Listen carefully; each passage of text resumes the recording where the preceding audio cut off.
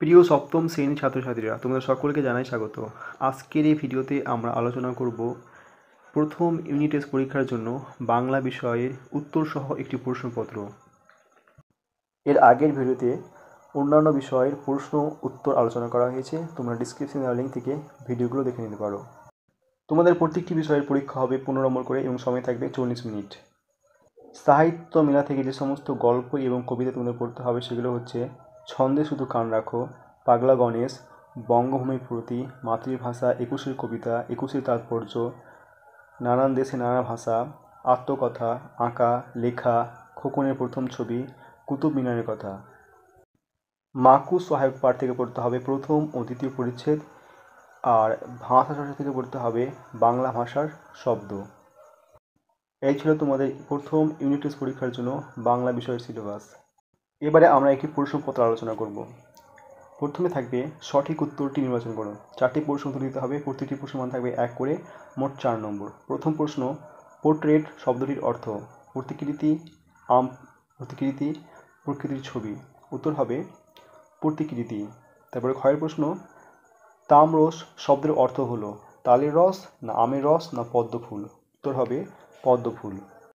তারপরে গয়ের প্রশ্ন, হাত শব্দটি হলো তদ্ভব, দেশি শব্দ, তৎসম শব্দ। উত্তর হবে তদ্ভব শব্দ। তারপরে ঘয়ের প্রশ্ন, চট শব্দটি হলো দেশি শব্দ, তৎসম শব্দ, অর্ধ তৎসম শব্দ। উত্তর হবে দেশি শব্দ। এবারে 2 দাগের প্রশ্ন, একটি বাক্যে উত্তর দাও। 5টি প্রশ্ন উত্তর দিতে হবে, প্রতিটি প্রশ্ন মান 1 করে থাকবে, মোট 5 নম্বর। প্রথম প্রশ্ন, চিনবে তারা ভুবনটাকে, কারা ভুবনটাকে চিনবে? উত্তর, পৃথিবীর সব কিছু ছন্দময়। এই ছন্দ যারা কান পেতে আর মন দিয়ে শুনতে পায় এবং হৃদয় দিয়ে অনুভব করতে পারে, তারাই ভুবনটাকে চিনতে পারবে। এবারে ক্ষয় প্রশ্ন, গণেশের কজন ছেলে ও মেয়ে? উত্তর, গণেশের 3 ছেলে ও 1 মেয়ে।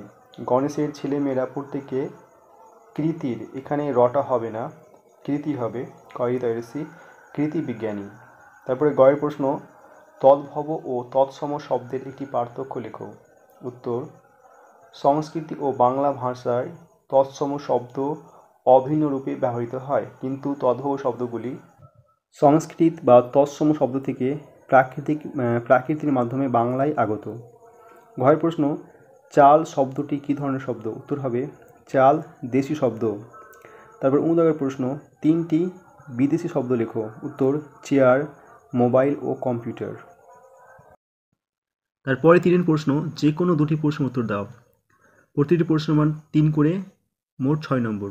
প্রথম প্রশ্ন, চর্চার অভাবে মানুষের মনে আর ওসবের উদ্রেক হয় না।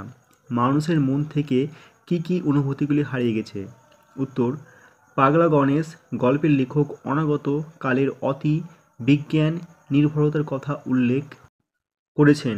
বিজ্ঞানকে গুরুত্ব দিতে গিয়ে মানুষের মনের আবেগ ও অনুভূতিগুলির চর্চা বন্ধ করেছে।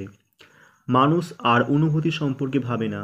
চর্চার অভাবে হারিয়ে যাওয়া সেই অনুভূতিগুলি হলো দয়া, মায়া, করুণা, ভালোবাসা ইত্যাদি।